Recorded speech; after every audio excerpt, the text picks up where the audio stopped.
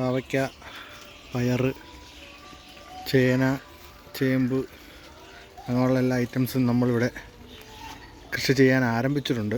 അതിൻ്റെ വരും വിശേഷങ്ങളും എല്ലാം നമ്മൾ വീഡിയോയിലൂടെ പറയും.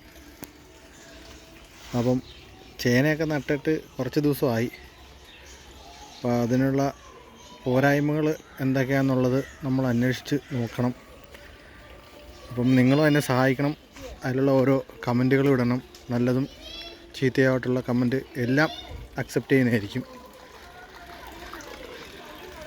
പിന്നെ കുറച്ച് ഇഞ്ചി നമ്മൾ വെച്ചിട്ടുണ്ട്. അത് പൊങ്ങി വരുന്നേ ഉള്ളൂ. അതിൻ്റെ കൂട്ടത്തിൽ 2-3 തക്കാളിയും വെച്ചിട്ടുണ്ട്. പിന്നെ കുറച്ച് തക്കാളി എല്ലാതെയും വെച്ചിട്ടുണ്ട്. കുറച്ച് കപ്പ കൃഷിയും നമ്മളിവിടെ നടത്തുന്നുണ്ട്.